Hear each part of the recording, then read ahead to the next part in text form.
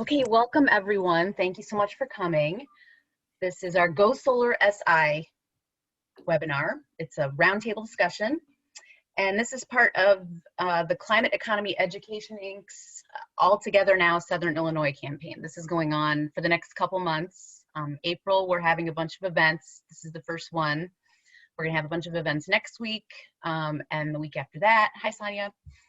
And then in May, we're going to have community listening forums where we get a panel of experts sitting together that can educate communities on resources and stuff that are available. So what I'm hoping to do is get people to come in from the communities, talk about what they'd like to see, what they think the problems are, and have the panel listen to them and actually give advice back to them. So that's what's going to be going on in May. I've also got Youth Climate Economy Ventures. I'm trying to get people involved in that, students, high school age students. And I've also got Parachutes for the Planet for elementary students. And I've got a climate SWOT analysis that everybody can take on the website. It's actually on the Climate Economy Action Network, which is cleannetwork.com. But the campaign, we're calling it All Together Now Southern Illinois. And it's alltogethernowsi.com. If you just go to alltogethernowsi.com, you'll get to everything that's going on over the next couple months for that. I think that was, that's just me, that's my little introduction. And I think if everybody just wants to give a quick introduction, since we're, this is a small group, and I think the more we kind of know who we're talking to, the better. So I will just call out, and if you can just give a quick, couple sentence introduction, that would be great. So I'll start with the speakers. Scott. Hi, everybody. Scott Allen, Citizens Utility Board. Shannon. Shannon Fulton, Vice President of Development with Straight Up Solar, or a solar installation company based in St. Louis with the office that I lead in Bloomington. Thank you. Bo? Hi, Bo Henson, Carbondale, Illinois. I'm the program director for Solarize Southern Illinois, which is a community-based group buy program. Okay, and Orr? Good day. IBW electrician, owner of AES Solar for, 22 years. And I'm proudest to say how many people I've trained to work in the solar industry over the last 10 years. So. Thank you. Sonia? Hello, I'm hoping y'all can hear me. I am Sonia Kruger. I live in the Carbondale area, and I am part of the solar working group with the Solarize SI, and I'm just here to listen this evening and learn as much as I can. Okay, Nicole? Yeah, Nicole Salisbury. Once again. Yeah, State Government Representative, Sierra Club, Illinois Chapter, and I'm trying to learn as much as everybody else. Thank you. Brent? Yeah, I'm Brent Ritzel from Carbondale, a solar project developer with Straight Up Solar. Jane? Jane Kogi, I'm with the Shawnee Group, the Sierra Club, and Sustainability Commission of Carbondale. So is Orbeck, and also connected with Solarize Southern Illinois through combining forces to advance the group buy here in Carbondale. Okay, and Dale? Hi, I'm Dale Ritzel. My video's not working, I see. I'm Dale Ritzel. I'm with Solarize Southern Illinois Group and also a solar energy homeowner. Great, thank you for joining. Okay, a couple little housekeeping things. If we can keep most of our videos and audios off while people are speaking, it'll hopefully help, with if we have any internet issues. And then if you have any questions, you can either turn your mic on and just kind of pipe in, or you can put something in the chat and we'll try to get it to the speaker. Does anybody have any questions before we get started? I just want to thank all my presenters for being here. Oh, and I should say, this is just the first. We're gonna be meeting every Wednesday at noon, starting from here on out, to have a little bit of a lunch talk, type thing. I know Scott Allen wants to participate, and anybody else who would like to participate in that, we're just going to keep it real light, real unorganized, and just to keep everybody up to date on what we're all doing. And so I don't know, Scott, maybe if you have anything else to say about that. I probably didn't explain it very well, but just a weekly thing so that we can keep everybody up to date on solar, on everything that's going on with solar in Southern Illinois. Okay, with that, thanks again to my presenters here tonight, and I am going to hand it off to our first speaker, Bo Henson. Hello, everyone. Thank you, Amy. I just wanted to thank Amy McMurrow-Hunter and the Climate Economy for doing so much educational work and producing so much content around the intersection of the environment and economics, specifically here in Southern Illinois. It's always a pleasure to work with Amy. Once again, my name is Bo Henson. I'm the program director for Solarize Southern Illinois, which is a group buy program here in Southern Illinois. I'm going to keep it pretty brief because a lot of people are pretty knowledgeable about this program at this point. But as Jane was saying earlier, Solarize Southern Illinois was created when two community groups made up of all volunteers decided to merge. Those were the Carbondale Spring Renewable Energy Initiative and the Carbondale Community Solar Working Group. For years, we had attempted to find ways to bring more solar or more awareness around solar to Southern Illinois. And we decided to jump into action last year in 2020 around these group buy programs. These group buys were created, this model is created by the National Renewable Energy Laboratory.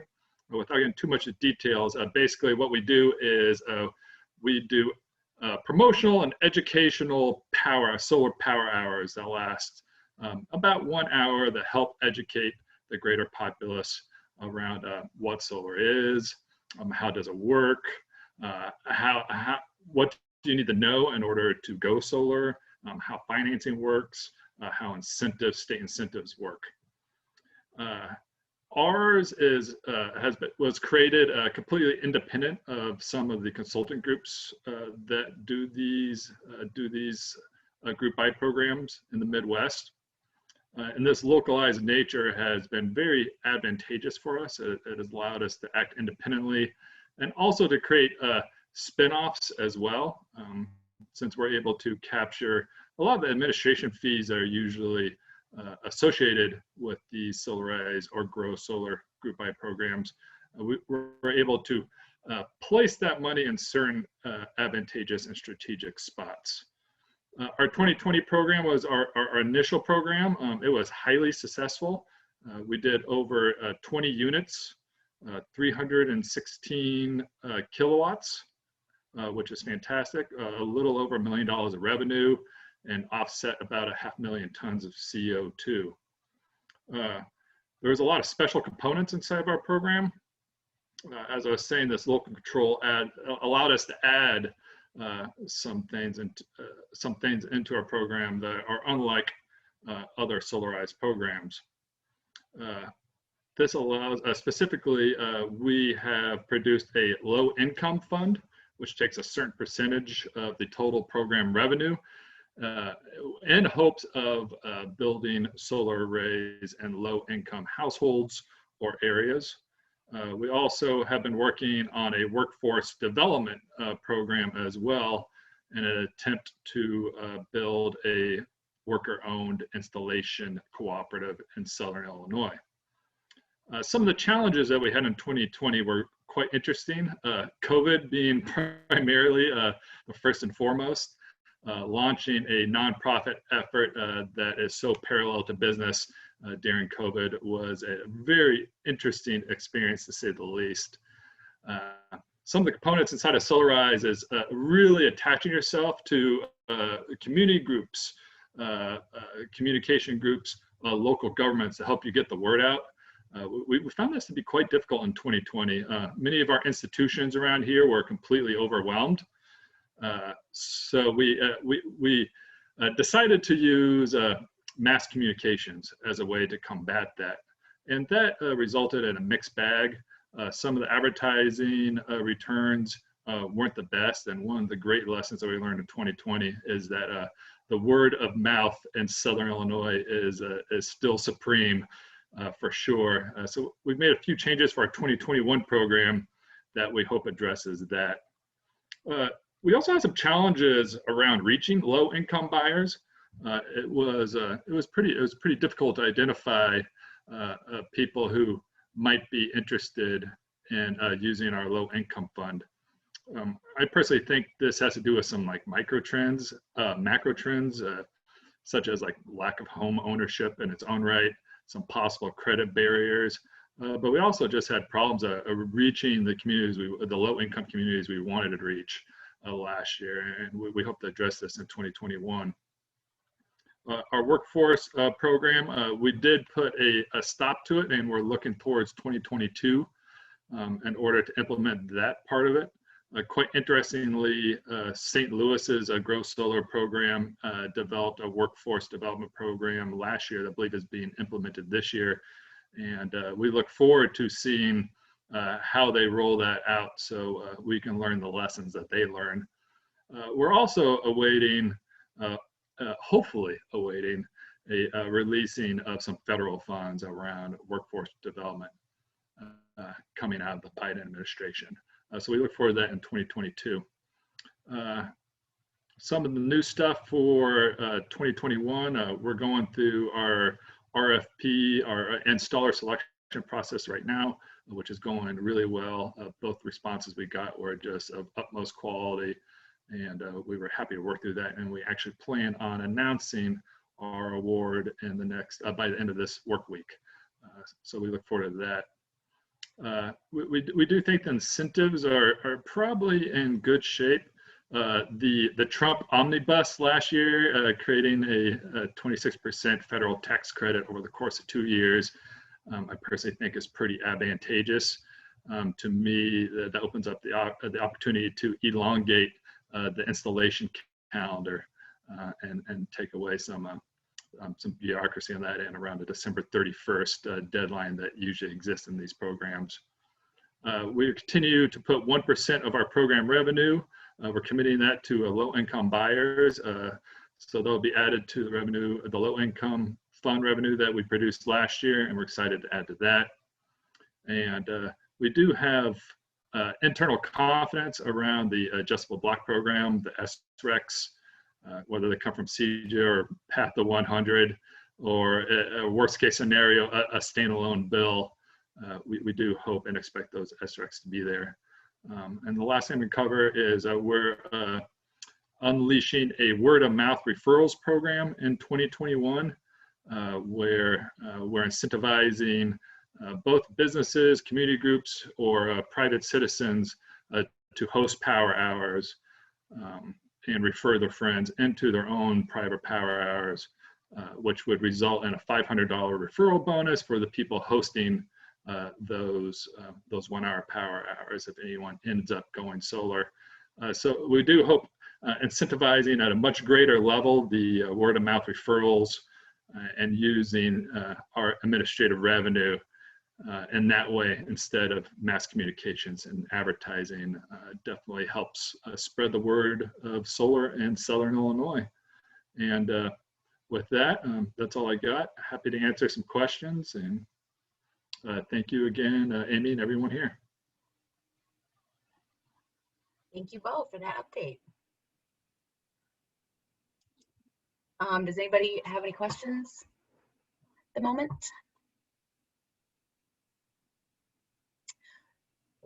What are these solar power hours going to look like? So you can just invite your friends over and have a little group thing? Yeah, so we're going to do 20, we did 36 last year, all online. We're doing 24 power hours online this year.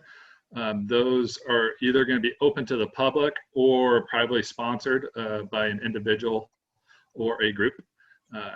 So they're very flexible in that way, in which they can be open or closed. We're also doing recruiting for private in-person house parties, of course, following COVID protocols.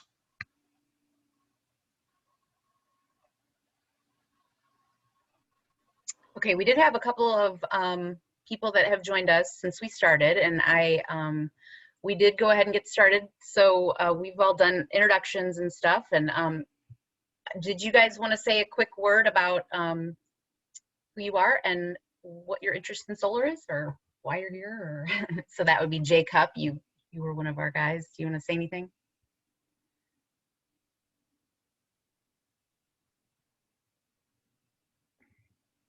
Yeah, there we go. I think I'm live. Yeah, I've got solar. I've got solar on my house already, but I've got another house, and I'm still curious about getting something on it. Great. Well, you came the to the right previous place. one still has a tree issue near the panels, but the new one has a lot of trees. So I'm working on that one too. I'm trying to contain my excitement and not interrupt Jay because PJ's here from Puerto Rico. Yeah, PJ, do you mind introducing yourself? I'm all the way in Puerto Rico. Can you hear me over there? Yay, Puerto Rico. Wow, cool. What's going on? I've got to admit, I didn't even look at the details of this event. I just saw Arabec was involved in it, and I was like, all right, sign me up. Yeah, probably a good call. No, I remember now. Yeah, I see this is a more like a St. Louis focused thing. So I know Aura from 15 years ago or so when I was starting to do clean energy, renewable energy advocacy in Puerto Rico, or I'm sorry, in Missouri, where I started that from day one with Erin Noble, with Straight Up Solar. So she and I built Renew Missouri, which still is there and advocating for efficiency and renewables. And now, and we also built the Solar Association of Missouri. So I came to Puerto Rico 3.5 years ago after the hurricane wiped everything out, and have been helping ever since there. I've formed the Solar Association of Puerto Rico, which is called the Solar and Energy Storage Association of Puerto Rico. And I'm also starting to rev up Renew Puerto Rico as a 501c3 nonprofit. And Arabec spoke at our conference last year in October. We're getting ready to plan our next big, we're starting to plan our next big Puerto Rico solar conference. It'll be at the end of July at this place called the Vivo Beach Club, right on the beach. Great. If you want a good excuse to come visit if you're looking for one. Arabec or Beck. Well, thank you for joining us. And yeah, we're just, we're trying to, just get everything in order here in Southern Illinois with our solar and just try to build it out as quick as we can. So that's basically what we're doing with this group. We're going to be meeting every Wednesday at noon from here on out. So, well, whoever can make it. But thank you again for joining us, all of you. And I'm now going to get back on our agenda and hand it over to Orr. Good day. I am so excited and happy to see solar happening in Southern Illinois. It's been a long term. I was actually talking to a friend of mine this morning about how I started out as the crazy person saying solar was the thing to do, and now it is. I'm here to talk about coal to soul, which soul, of course, is solar energy. It is a training program I do through John A. Logan, where I train people to be knowledgeable about solar energy. I've been doing that. The first class was the week right after the derecho. Showed up at the college and didn't know if there'd be power at the college, and been doing that over 10 years. And one of the things I do as part of the Coal to Soul job retraining program is install systems on nonprofits. So we've done the radio station in Carbondale, we've done Habitat for Humanity houses, we've done the VFW in Marion. Train people to be knowledgeable about solar while installing a system on low income or non-for-profit. This is so near and dear to me because I got into solar because I wanted to do energy education. I'm actually getting a little teared up here, and help low income people. This is absolutely wonderful. When I see the systems that are going in, the community solar projects, the systems that are going in schools, the systems that are going in non-for-profits, it makes me so proud that our region is catching up to the rest of the nation. So anyway, the program I've been doing is coal to soul. When I first started doing it, coal was the predominant energy source. Unfortunately, what's happening now is coal mines are laying off people right around Christmas, hundreds of people, and they're highly educated, hard workers that are very knowledgeable and need to have that transition into a good industry. So I am so happy and excited to be able to help and create a brand new industry in this area that wasn't here 20 years ago. It's, what do they say? There's a thin line between being crazy and being a visionary. And I will never say I was a visionary. I thought I was crazy for years, but here we are. We're doing it. We're making the world a better place. Thank you, everybody. Time to get energized. Now, or what are the benefits to the nonprofits when they do coal to soul? Well, the primary benefit is they're stabilizing their utility bill. I mean, you know, they're putting on a solar system to make it so that they know what their utility bill is going to be. It's just, you know, the hard thing for most nonprofits is they can't take advantage of most of the incentives out there because the majority of incentives are tax credit based. Mm-hmm. And so you know, you find a third party that has a tax liability and they own the system until they've made their money back. And the nonprofit, now some of the cases, the majority of the nonprofit systems we put in just were straight up donated to the nonprofit and they didn't have to pay any money at all after.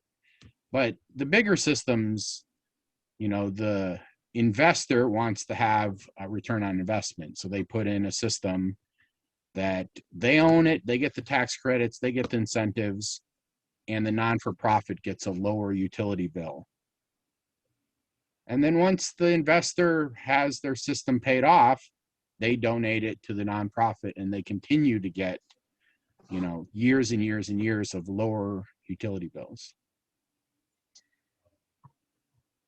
So my understanding is that the return on investment for the third-party investors who are putting up these systems, it's pretty on par with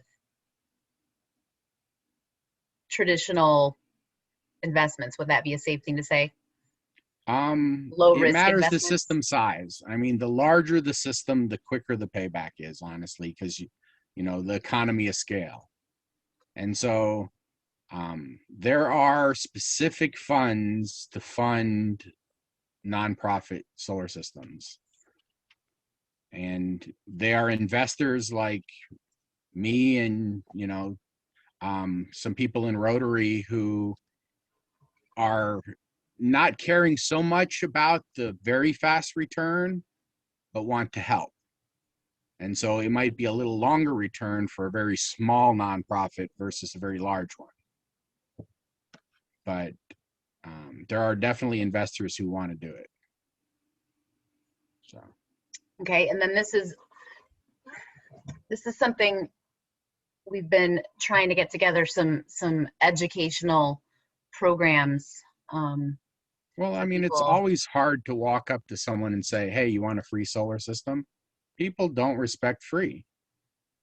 I mean, the Solar for All program has not been super successful because people who have been trampled on do not and are not interested in someone coming in from and saying, here's something free, because there's always historically been some kind of string attached. And so we've got a number of stakeholders here. We've got the community people, you know, people in the community that benefit from the nonprofit. We've got the nonprofit itself. We've got the investors. So any one of them could come in and ask about this on behalf of their nonprofit or a nonprofit that they support or that they're interested in investing in. And what are the criteria like that you have to look at when you're putting up a system at a nonprofit? I'd say the primary criteria is you have permission to put the solar on. I mean, if you're a nonprofit who's just renting a building, it's harder to put solar on that building. And, you know, someone with electric bill. I mean, that's pretty much the criteria. And the desire to, you know, help the world a little bit and lower your electric bill. So this can be done on a large scale or a small scale too, right? So correct. What you're talking I about. personally am very passionate about the small stuff, Mhm. but it So is a you're like- lot harder work to do a lot of small things than one big one, which Mhm. is why the big, you know, out-of-state solar developers want to do, you know, a 10-acre solar farm and just do it all at once, you know, but. Right, and they send out an RFP and it's a little bit more of an elaborate procedure, I think, for the bigger sites like that. But this is also possible on a smaller scale. I mean, for example, communities. my company is a for-profit company, so we pay taxes. So we donate systems every year for the tax credit. You know, I personally want to do it for the altruism, but we also do it for the fact that if we do it, we pay less taxes, and therefore we do 3 or 4 systems a year, and we, you know, have a rubric nonprofits apply, and we have this very numeric rubric to figure out which nonprofit and what you call it. We basically do every new Habitat for Humanity. Those are just kind of a given. And then the one we just did was the VFW in Marion. So, and I think we've got a church in line to do. So. And you're training people too as you do this, right? Correct. Yeah. And my next class is May 8th, I think. Yeah, second Saturday of May. So you've got these once every semester. So fall and spring semesters, you've got. Well, I teach a once a month Saturday course. My next hands-on install class is May 8th. Okay. Yeah. And so people that go through those courses, the goal normally is to get certified. Honestly, probably 2/3 of the people are homeowners and just general public who want to be knowledgeable enough to then be able to buy or interact with solar companies. Only about 1/3 of the people are people. I'm making numbers off the top of my head, but it seems like about 1/3 of the people are people getting into the industry, and historically they had to leave the area. So, you know, I've had over 300 people go through my classes, and most of them work in other areas. It's only been recently, in the last 4 to 5 years, that people who go through the program, there's enough work locally, and it's absolutely phenomenal. What is possible, I mean, with going through your courses, they can take those certification exams, and then they can get, you know. I teach to a national standard. Yeah. The college was one of the first certified for taking the NABCEP test. And that's NABCEP at Johnny Logan College. Yeah, it stands for the North American Board of Certified Energy Practitioners. It's an international standard for solar installers, solar designers, inspectors. There's like, you know, a handful of different, and I teach to they don't have a rubric, but they have a syllabus, not they have a rubric of information that has to be learned. Mhm. And so I teach to that so that people, when they're done, can then study a bunch still and go take that national test. So, Okay, and you have a bunch of websites, and I have some stuff on my websites as well. If you put in Coal to Sol, Coal number 2 SOL, there's your Facebook page. There's the campaign we did last fall to raise some funds for an educational program for this, and we do have a course up on cleannetwork.com for solar ambassadors, and we're going to put together a more specific course specifically about Coal to Sol and the benefits to all the different parties, and also I don't know what else, whatever else we can think of. We'll get it up there. So so yeah, just keep an eye out for Coal to Sol, right? yeah, and Ready? you know, every semester the John A. Logan course catalog, and if you know of a nonprofit that owns their building and has a hard time paying their utility bill, or not even just want a lower utility bill, or wants to green up anything, there's some excellent programs out there. The paperwork's hard, but it's worth it. Well, and you can help them through that. So, does anybody else have any questions for Orr at this time?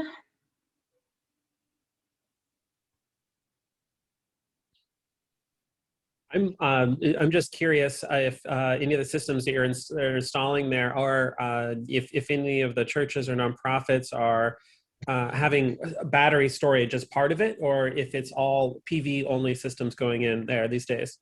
PV only. Yeah, I mean, if they're, then, especially if it's an investor. Now, that being said, if they're on a co-op, the co-ops don't have net metering, and so therefore batteries become economically feasible, because then they do load shifting. You charge the batteries during the day, and you know, or you charge the batteries when they're solar, and then you run things when there's less solar, and then the batteries have a payback. Otherwise, batteries are solely for backup power. But when you're doing load shifting, then it becomes a return on investment. And I started only doing 22 years ago, only doing off-grid systems. And then we went till 2007. Every system had to have batteries because that was the requirement. It had to be self-contained. And now we're going back to batteries. So it's pretty much, if it's not installed, we put in a system that's battery ready, because everybody wants the batteries. Yeah, nobody wants to pay for it, but I have a feeling we're going to be seeing more and more programs under the Biden administration. I know there's some talk about a storage-only tax credit at the federal level, and there's more and more utilities that are doing advanced things, virtual power plant models where the utility can pay customers to be able to tap into their batteries. We're doing a lot of that sort of stuff in Puerto Rico here, because of course, like the main reason people want solar is because the grid goes out all the time here. But I know in Missouri, Illinois, it hardly ever goes out. So, you know, it doesn't feel like you need it necessarily most of the time. But boy, you feel it if you do need it and don't have it. Yep. So, yeah, it's becoming more and more common that we put them in for anybody, you know, anybody who's on the co-op, and then there's a decent amount of businesses that want the backup power because they're not looking for return on investment, but they're looking for that rare occasion the power goes out, the cost of continuing to operate. And so, can they be closed for a half a day or a day? What does that cost them? And so they, you know, figure out, even if the power is out only once a year, what does that cost them? Do they want to put batteries? So it's almost every system we design for batteries to be added. Well, thank you. This has been refreshing for me to listen to something other than Puerto Rico focused stuff and listen to how these concepts are going in. elsewhere. Appreciate your dedication, Art, to the nonprofit side of things and the low income side of things. So, I'm happy that I can finally do it. I literally had to start a business to be successful enough to do my passion. Yeah. I mean, if I had known enough about nonprofits when I started, I would have started a nonprofit. If I had known PJ when I first started my company, I would have been a nonprofit, because that's where my passion is. But had to start a company to then be able to do a lot of the passion stuff. And to be able to support the nonprofits that you do along the way. That's super important. And just a little tidbit, Rotary just announced that the environment starting July 1st is one of the 7 areas of focus. And in that, they are going big with solar. And so it's like, a lot of Rotarians are now putting money into a fund to do solar stuff all over the world. So That's awesome. I get to help out with that stuff. That's super exciting. I'd love to stay in touch with you about that. Or I just almost joined my local Rotary Club because of that. Not quite, but I've almost done it. All right, well, thank you, Orr. Good to have that update, and we'll definitely want to keep you. Do you think you're going to be able to join us for those Wednesday at noon meetings every once in a while? I'll definitely try. Good deal. Okay.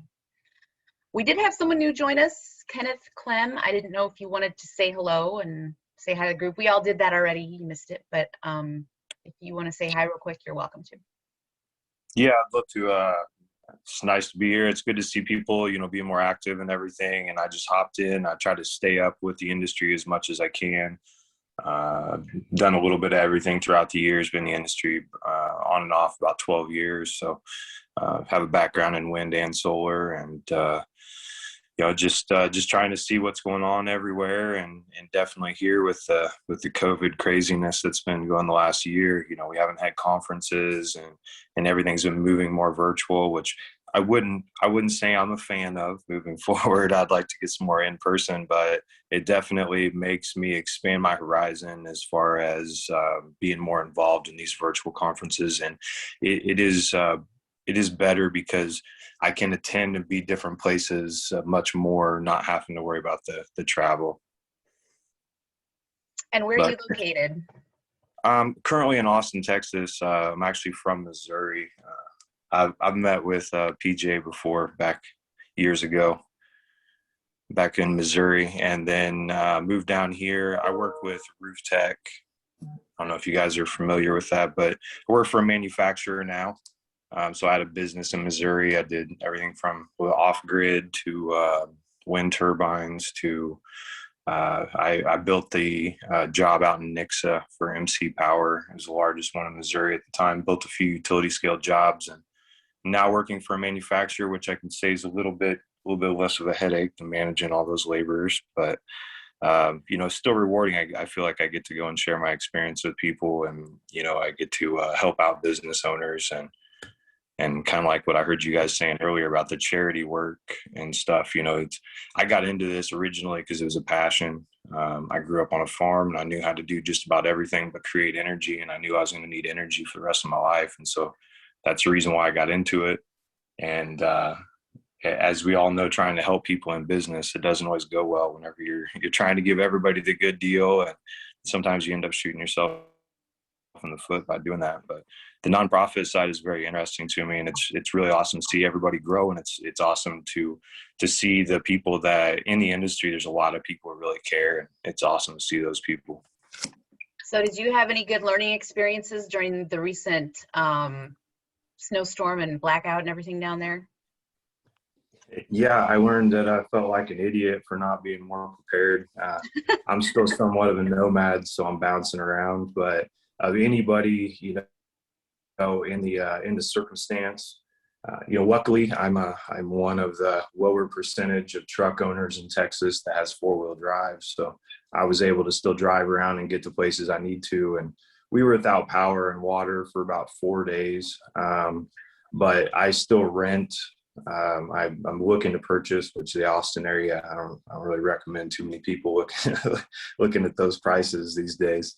But no, it was really kind of interesting to see the pointing the fingers, the way that happened here, because you do have a lot of oil and gas money down in this area, and I can definitely see where the pointing their fingers immediately without proper information behind it, which is the normal type of propaganda we get in today's marketing and today's news.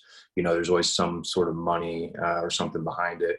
But it was immediately pointing, you know, fingers at renewable energy as being the failure. And it was, you know, to some extent, but it was only a failure because of, I mean, why the hell would you put up a $1.5 million wind turbine and skip out on the $10,000 heat package as a just in case? If you're spending that much money, the additional money to go ahead and outfit that for the potential for cold weather is just an irresponsibility on the builder's part or the person, you know, actually making the deal.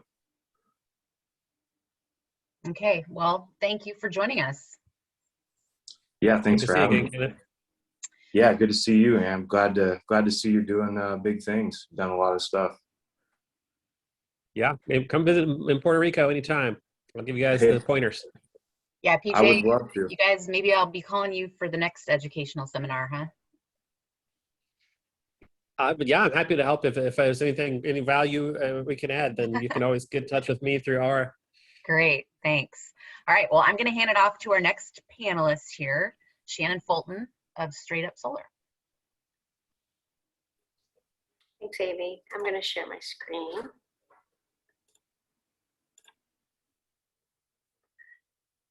So Amy invited me to speak a little bit about what's happening with respect to solar advocacy in cooperatives. And the recent activity has involved several solar companies downstate, which does include AES, Straight Up Solar, TikTok Energy, Wind Solar USA, and EFS. Several companies downstate who have been working in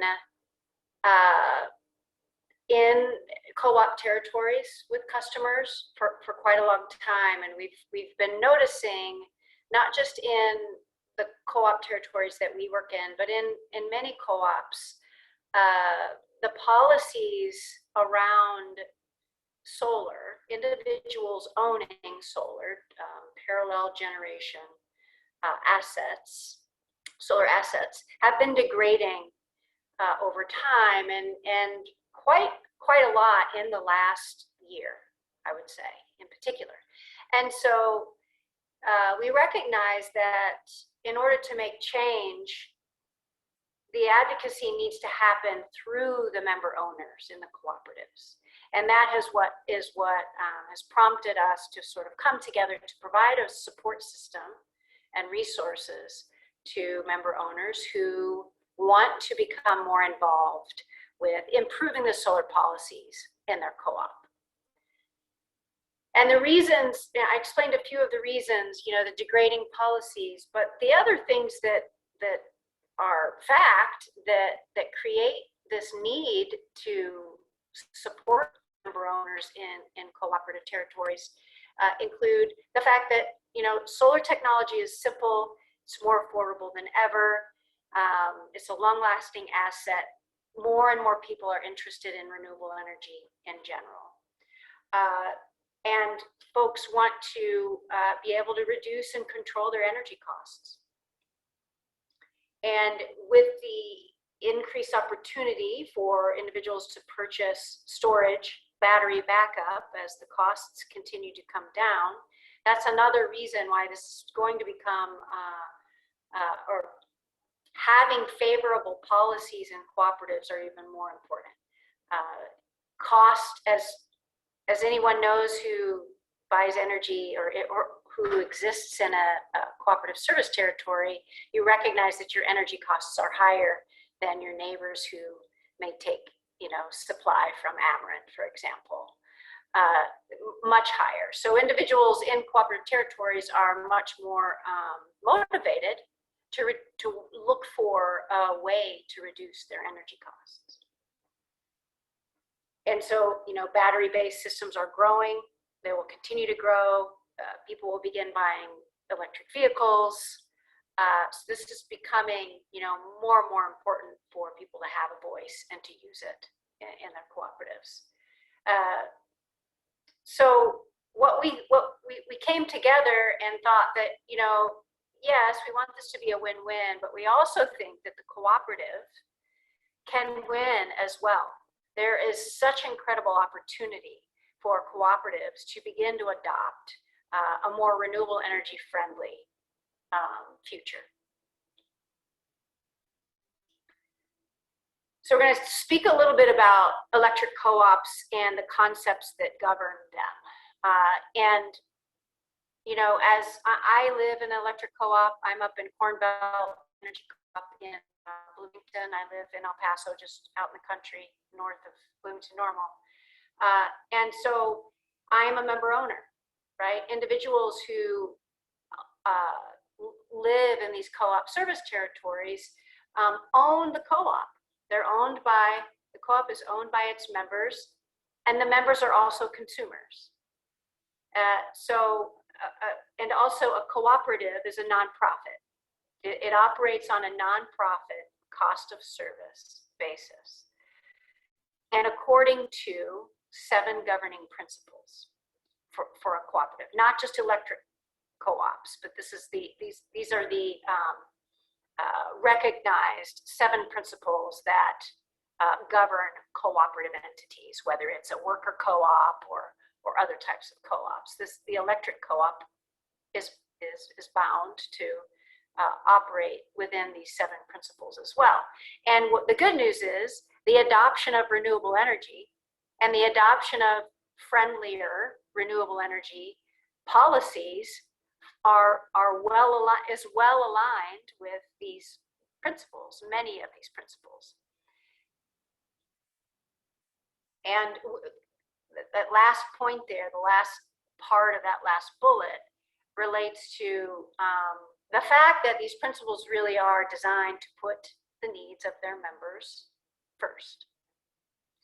I'm just going to briefly review these 7 principles and point out some of the principles that have real opportunities to focus on adoption of more renewable energy friendly policies. So the first principle, first of the 7 cooperative principles, is open and voluntary membership. So anyone in the cooperative service territory is a member, can be a member, and it's voluntary, basically, pretty straightforward. The second principle is democratic member control. This is an important one when we think about being able to make change with respect to renewable energy policy in a cooperative. Cooperatives are democratic organizations controlled by their members who actively participate in setting policies and making decisions. Now, like I mentioned, I'm a member of Corn Belt Energy Co-op. I know I'm not active in that co-op. Some of that is because it's not top of mind for me. I have solar, it's working fine, I'm getting my credits. Corn Belt is probably one of the only cooperatives that has pretty favorable solar policies. But that's part of the problem. The co-ops have variable policies between from co-op to co-op. But I will also say I'm not active with this co-op, and I don't see the co-op engaging me in any way, except for sending me my bill and notifying people of the annual meeting. That's about it. So I think there is room for improvement there and great opportunity for people to become engaged. And this is another really important one when it comes to trying to make change within co-ops as a solar owner. Members contribute equitably to and democratically control the capital of their co-op. At least part of that capital remains the common property of the cooperative. So there is real ownership here, very explicitly demonstrated in this particular principle. And there is a say, that members have a say in how any surpluses are used. Okay. So I guess enough said on that one. Autonomy and independence is the fourth principle. Cooperatives are autonomous, but they're controlled by their members. Again, reinforcing this idea that as a member owner, you have power, control, engage, and use that power and share your voice. And I think this, of the 7 principles, this is the third most important of the 7. And with respect to education, it's well aligned with what you're doing here, Amy. I think there is, again, a lot of opportunity within this principle for advocates, solar owners who are also co-op owners, co-op member owners, to voice their opinions and their wishes with respect to an improvement in solar policies. And the 6th principle is cooperation among cooperatives. So there's an association of Illinois Association of Electric Co-ops in the state of Illinois that communicates with and between cooperatives. Michelle Knox with Wind Solar USA and I have spoken to that association a few times now to try to explain some of these concerns that we are seeing with degrading solar policies. And so we think to some degree it's helpful. It keeps an open dialogue, which is important. And not every co-op views the opinions of the association as the same as their own, but I think it goes a long way to try to build some continuity in policy making. So it's definitely a principle that we as advocates try to use as an opportunity to make change. And then concern for community rounds out the 7 principles. And so cooperatives work for the sustainable development of their communities, and I think that's true. They should, right? And they do that through policies supported by the membership. So you can see through all 7 principles, there are things that there is language that very clearly supports the opportunities that exist for solar owners within these cooperative territories to speak with their board and engage with their board. So these 5 red flag issues are the most common associated with solar policy in cooperatives in Illinois, and I would guess probably even more broadly in any co-op across the country, frankly. And the areas of concern involve net metering, the value of the credits that a customer receives for any energy that they put back out to the grid, how many net metered systems, or what total capacity of net metered systems the co-op grid will allow before they make a net metering change. That's another issue. Currently, that percentage penetration is really low. How they treat legacy systems. That means if someone goes solar, like in my case, I went solar back in 2015, and if Corn Belt changes their policies at some point in the future, I hope that they would consider my system a legacy system and allow me to maintain the net metering provisions that I have today. That's not what we're seeing with several of the co-ops in Illinois. They're giving people a few years, but at the end of that period, no matter when your system was installed, they're changing your net metering benefits to the new benefit rate, which is not as beneficial as what people were getting initially. So how co-ops treat legacy systems is an issue. Burdensome insurance requirements. Many co-ops require really high levels of liability insurance that are unnecessary. And then they also require the customer to assign the name of the cooperative as an insured party on the certificate. which is really hard for insurance companies to agree to. And then the final one, which is really common, is the common claim that co-ops have that solar customers are being subsidized by non-solar customers. These are the primary things that we're trying to improve upon and change. So what is this group doing? We're having, well, they're weekly currently, strategic planning meetings. We've involved some what we would consider grass tops advocates to begin to provide them with some education and support for approaching their board with their concerns. And the two cooperatives that we're working on right now are Southeastern Electric Co-op and Southwestern Illinois Electric Co-op.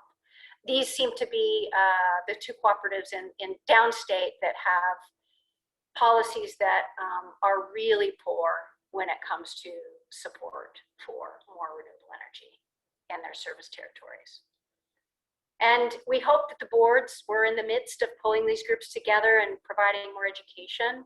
And we hope that the boards in both these co-ops are receptive. If they're not, we'll have to adjust and take a different tack. So Amy, one of the questions that we could ask if people want to engage on this topic is, you know, if you are in a co-op, what has your experience been? And if there are any other questions, I'm happy to respond to those as well. And then I think you're going to be sharing this information, but I have some links here that I think could be quite helpful for those interested in learning more. I can certainly share this, yes. And yeah, so what you're doing mainly is trying to get those people from the co-op regions who are aware of these issues, maybe to get them a little bit more aware, the people who are willing to stand up and maybe try to get on the boards and to take those efforts and hopefully eventually infiltrate, you know, more deeply into the boards after that and get more people involved, because I think, I mean, I'm a member of my co-op and I'm definitely not involved enough, and I need to get more involved. And I know it's been really difficult to get involved. It's like a month ahead to get into a meeting. You have to do something, and yeah, that sounds, it's a great initiative. So have you been continuing your meetings since the first two meetings? Yeah, we did two webinars, educational webinars, and the next steps are to provide, so we identified those sort of 5 red flag areas, and the next steps are to provide additional webinar training on each of those 5 topics so that advocates can better understand several questions deep what those issues are and be able to be comfortable having a conversation with the board about the concerns. And then setting up the board meeting, the board right, presenting to the board opportunity in the near future. That'd be great if you could get to that point. So does anybody have a experience to share? Co-op experience?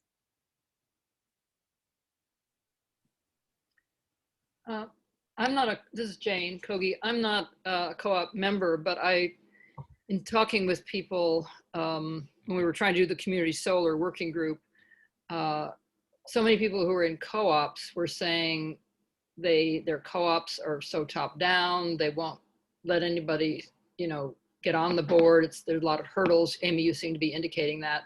I don't know the specifics, but it just seems like the board wants to be a closed club that keeps the status quo. Is that unfair, Shannon, to say, or? No, I think that's fairly common.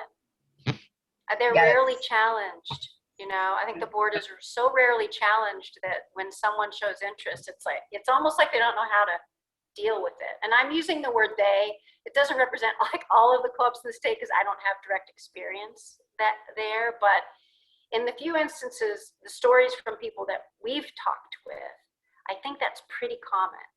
And whether they don't want to hear from people, they want to kind of keep things tight-lipped, or just whether they're not, they're not either used to it or there aren't policies in place that make that easy.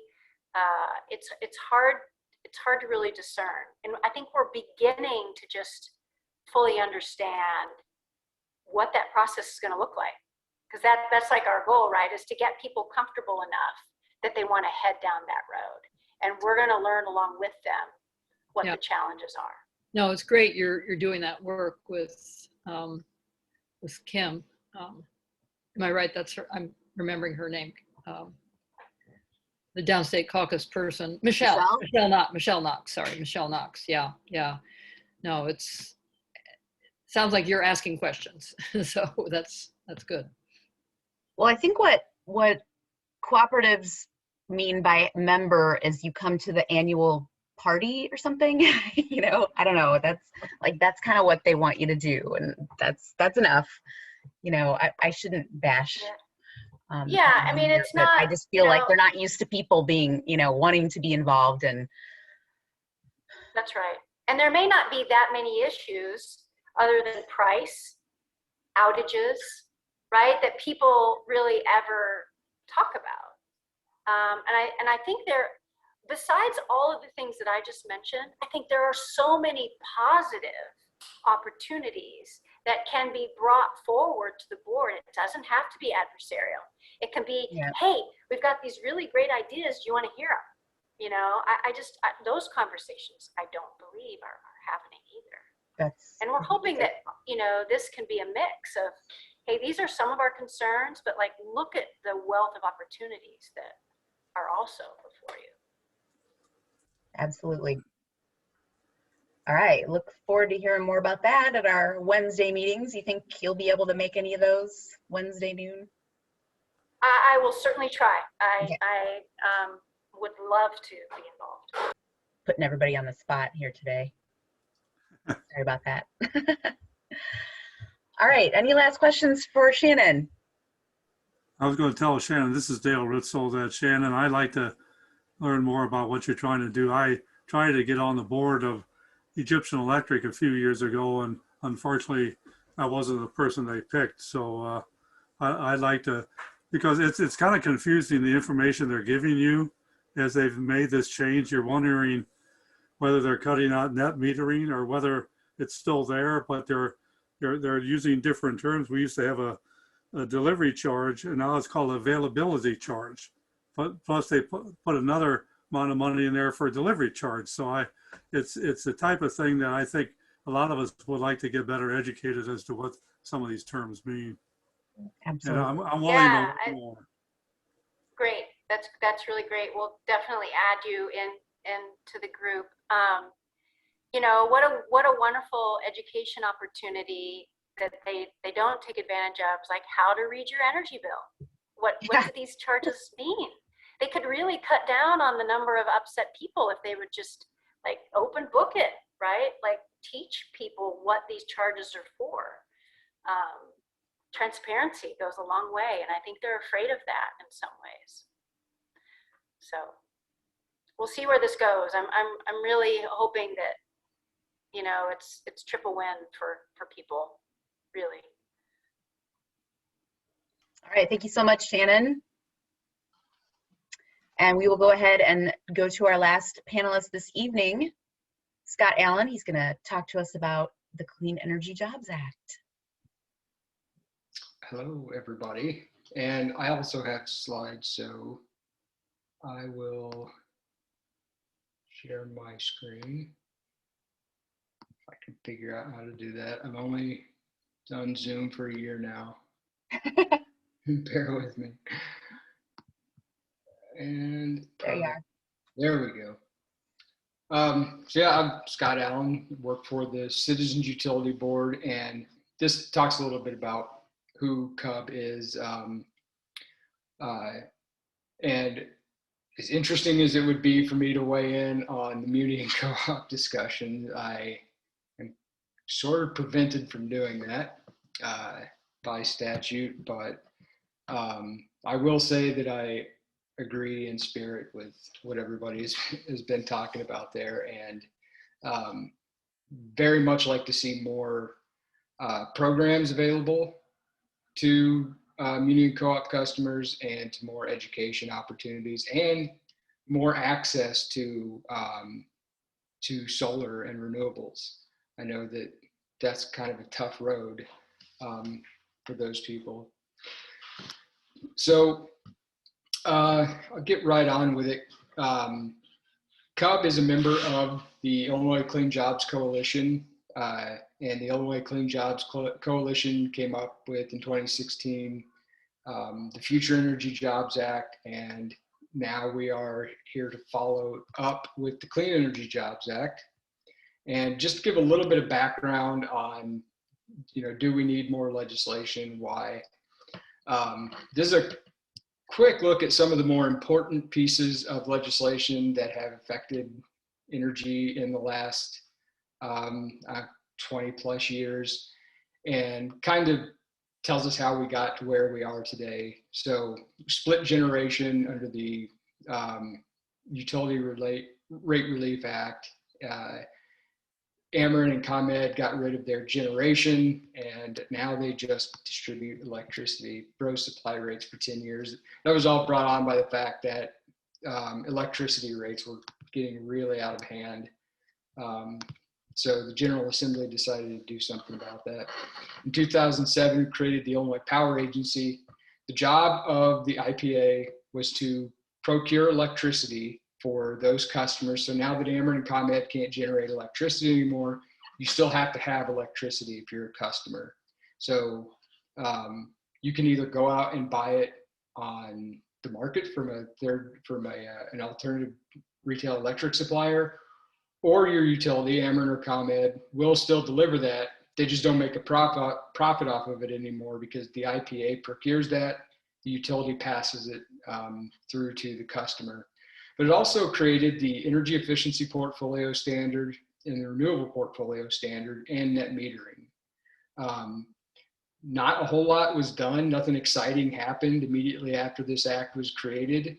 We don't get that until about 2016, but 2011, we have the Grid Modernization Act. That's where we get formula rates. This really opaque way for the investor-owned utilities to make rates. The smart meters start rolling out. The utilities are making improvements to the grid so that they can be prepared to handle more renewable energy. We see demand response programs and pricing programs. Then we get to 2016, the Future Energy Jobs Act. We see an increased push for energy efficiency. We see community solar, and as Orr mentioned earlier, the Solar for All program, which Orr is 100% right. That got off to a bit of a rough start. And hopefully that will pick up. In CEJA, there's some ideas to make some changes to that program. And I think a lot of that is education too. So what the Future Energy Jobs Act did was, when I say that it fixed the RPS, the 2007 Act created this renewable portfolio standard. Illinois has to have so much of its electricity from renewable resources. But there was no way to incentivize anybody to go out and do a massive build out of these resources, and fix that by saying that, okay, we'll create these renewable energy credits that the state will buy from individuals or from distributed generation projects, and in a different way for utility scale projects. That will incentivize people to build this renewable energy, and we can start heading to meet our goals set in this renewable portfolio standard. So we kind of are at the end of the line now with, since then, I want to put first here that we're finally starting to recognize, I think, in the last few years, the systemic oppression and racism that comes along with the utility infrastructure. Um, a lot of this infrastructure was built in or near neighborhoods where people tend to live on the margins, and nobody really pays much attention to the fact that they're bearing the brunt of especially fossil fuel generation. So I think it's, it's obviously starting to get recognized nationally and in this state that if we're going to redo this entire thing and go renewable, then we need to build it in a way that's more equitable.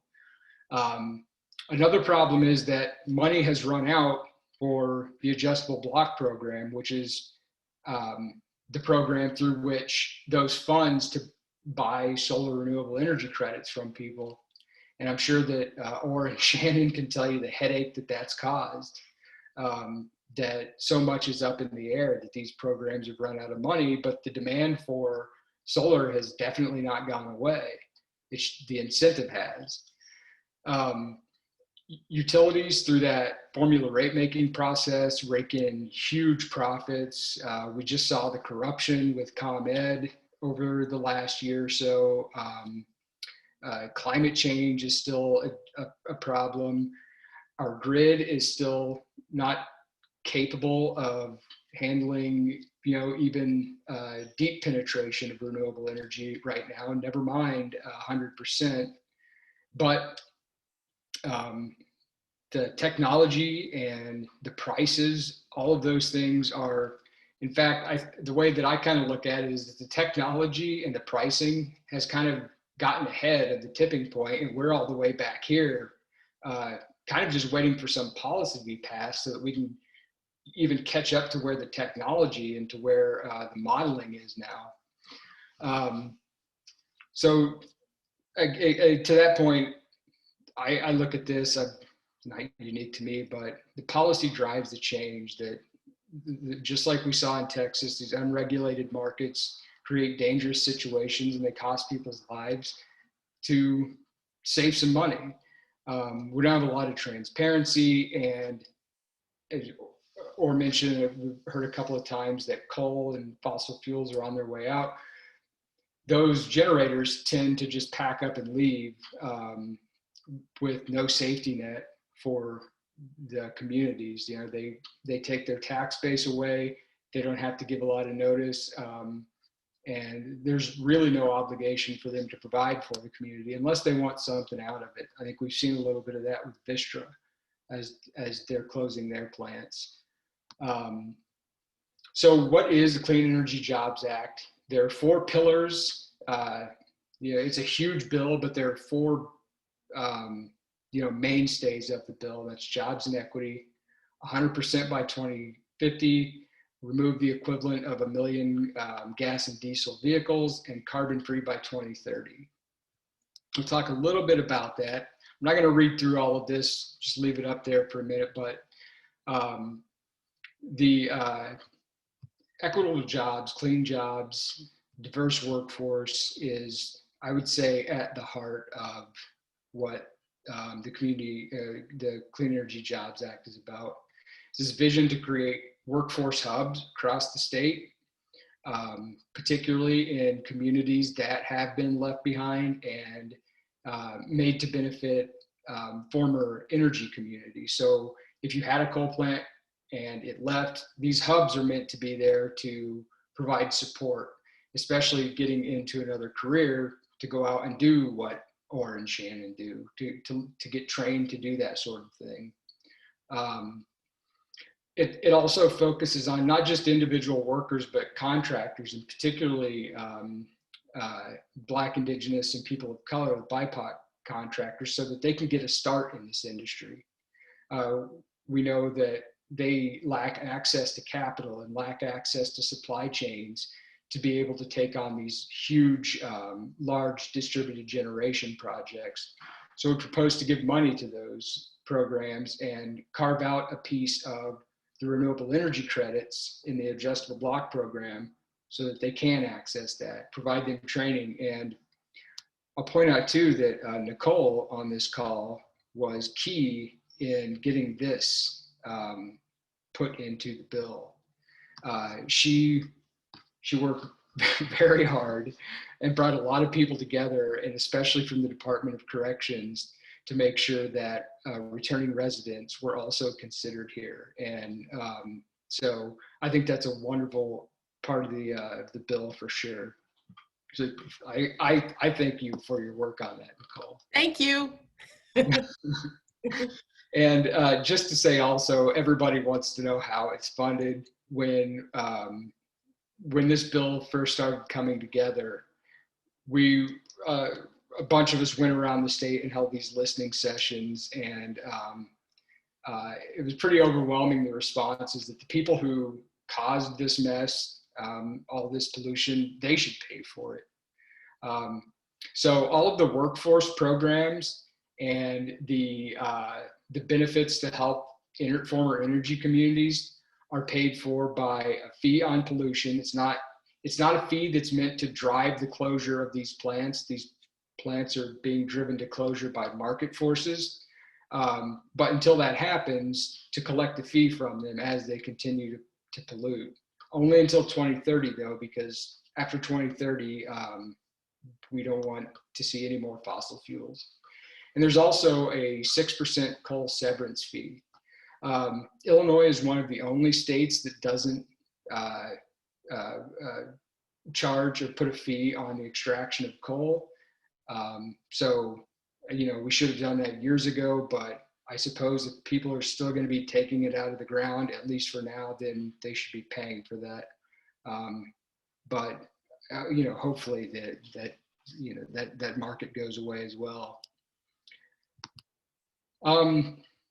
So talking a little bit more, what does it mean carbon free by 2030? It means no more fossil fuels generating electricity. And the reasons for that are public health, but because of the decline of coal, we've got to find a new way to make electricity. What CJA includes is a workers' bill of rights. So these are just a couple of things in there that I don't remember how many points there are in the Bill of Rights, but they're designed to protect those workers who are, left behind or they're about to lose their jobs. They can access through these hubs the resources for financial planning and career planning and job retraining, free college to in-state Illinois colleges and universities, technical schools, all of that kind of advanced education. And it also creates these clean energy empowerment zones. And a clean energy empowerment zone would be an area, let's say Coffeen, that they recently just lost their coal plant. So they would be a clean energy empowerment zone. And CJA offers tax-based replacement up to 5 years, and also several other benefits. There are other tax incentives and things like that. But again, this is all is paid for by a pollution fee and a coal excise fee.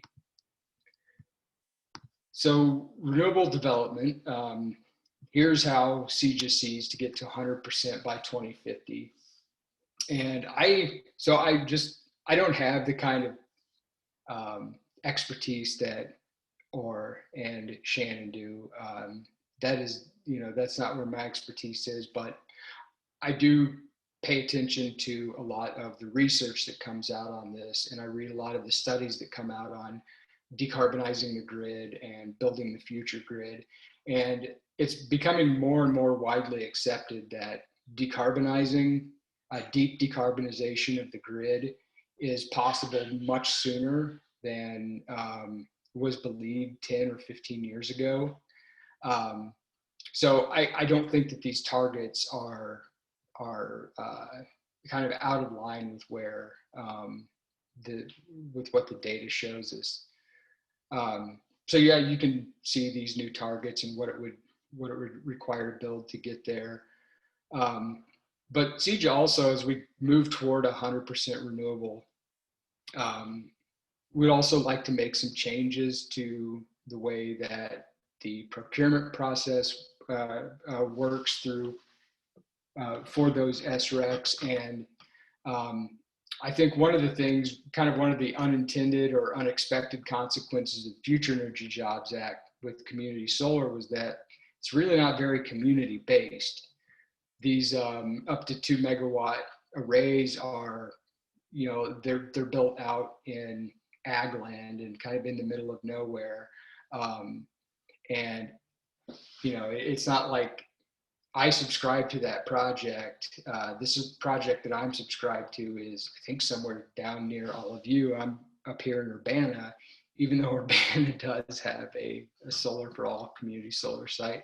But anyway, the idea is just to get these sites a little closer to the communities, have some community input on it, and you know, kind of let people see and take advantage of and bring something to their communities to kind of be part of this clean energy economy. Net metering is always an issue for anybody that's paid attention to Ameren. Last year tried to shut down their net metering program early. CJIS set some parameters on when that can actually happen. And then once net metering is gone, there has to be some kind of comparable replacement, some sort of offer that the utilities will have to come up with. It also, kind of going back to the muni and co-op thing, CJIS does guarantee a right to self-generate. So that means for all the muni and co-op people who, whether their co-op has pretty restrictive policies or the municipal utility has restrictive policies saying that, you know, we have a 2% cap on the solar penetration, or we're not going to give you, you know, retail net metering credits or something like that. CJIS says that everybody in the state has a right to generate their own electricity, and they have a right to be, you know, compensated for it in some way. And the muni and co-op utilities will not be allowed to set these super restrictive provisions that I'm sure Shannon and Orr could list because they're probably several pages long. So how is all of this paid for? We got the workforce programs and the community programs that are paid for by polluters. How is the other side paid for, the build out of renewable generation? It's paid for by, first, I should have reversed these.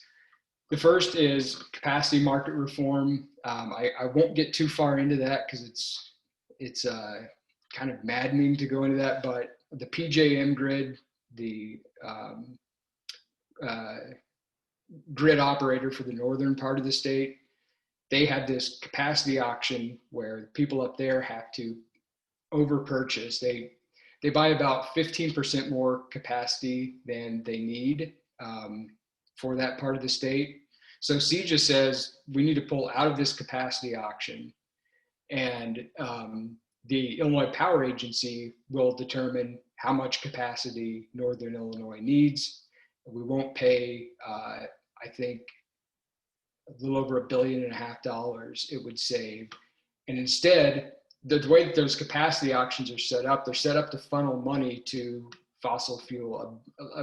About $1.5 billion of that goes to fossil fuel generation. So if we procure our own capacity in the state and we get what we need and not over purchase that, and still give ourselves you know, a big margin so we don't run into the problem that Texas had, we still have plenty of capacity to meet our needs. We can take that money that we don't spend on capacity and spend it to build renewables. And so if that money isn't enough from those capacity savings, then CJIS does call for an increase on that renewable portfolio standard. So on my Ameren bill every month, I get a charge of, I think last month it was under $1. And that money goes into a fund to pay for these renewable energy credits so that we can meet our state goals. But that is only after, this is kind of a safety net, only if the savings from the capacity market reform can't fund our RECs. And just really quickly, since I am with Cub and I have to talk about utility accountability, which this is my favorite part of the bill, because it kind of turns the current utility model upside down a little bit. The formula rate making process that I described that was created in 2011, get rid of that and go to performance-based rate making. So as it's set up right now with formula rates, the utilities get paid based on the amount of money they spend. So Ameren or ComEd is incentivized to go out and spend several tens and hundreds of millions of dollars, and then they get compensated for that. But there are really no solid metrics. There are no solid goals that they're shooting for.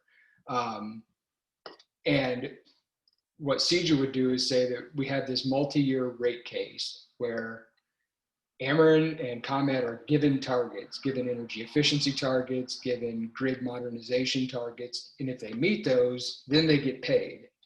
And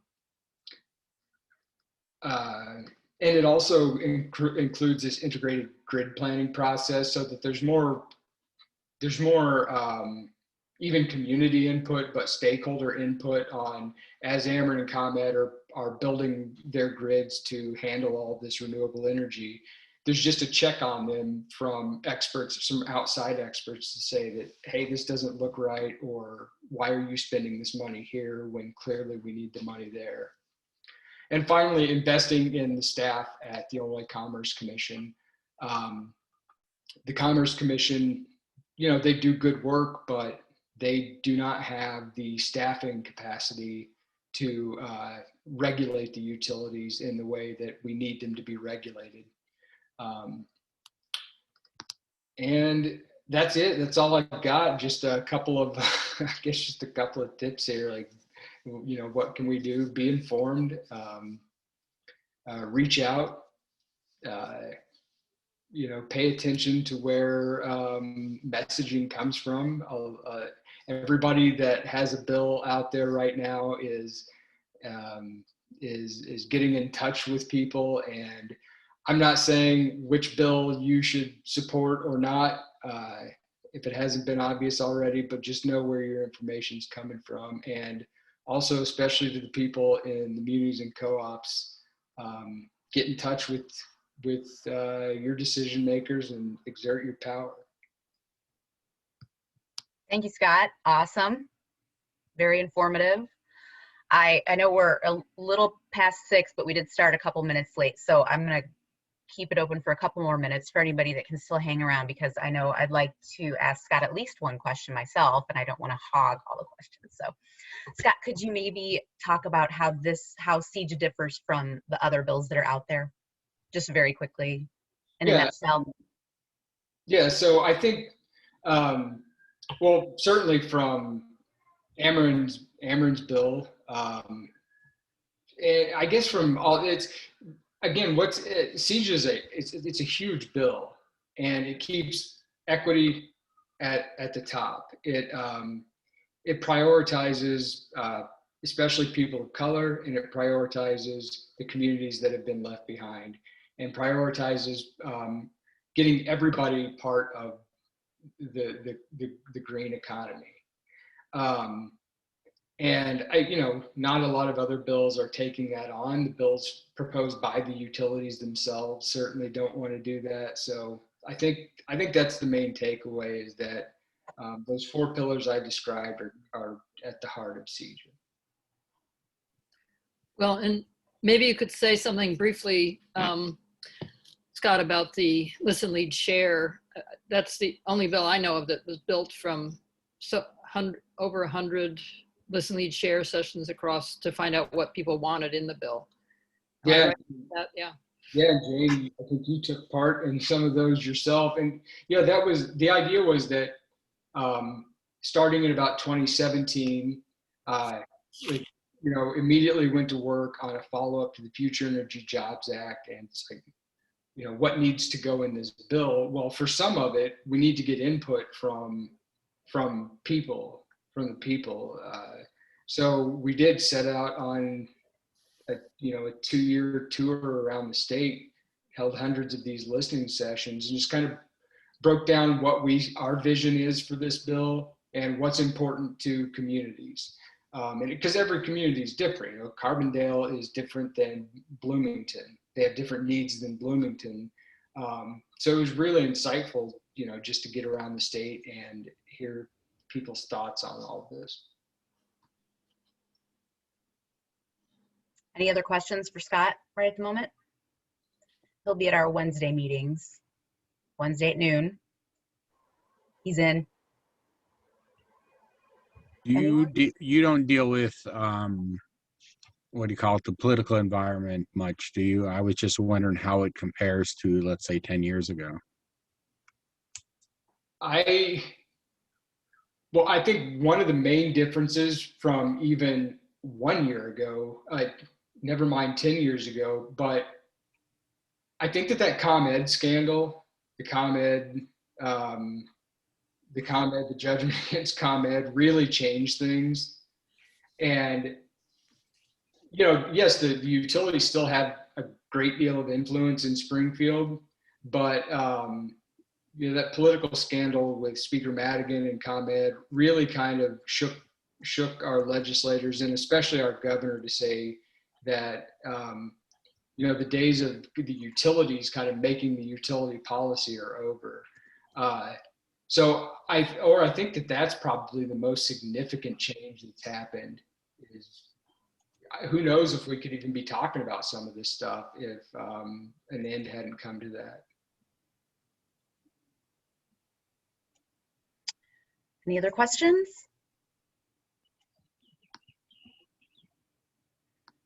All right, well, if there are any more questions, you can always join us Wednesday at noon. I'll be sending out a message to everybody about that and putting it up on the website. Again, everything, I mean, for right now, I'm using altogethernow.si.com. It goes right to the page on Clean Network with all the agenda and events. The next event is Tuesday next week. We've got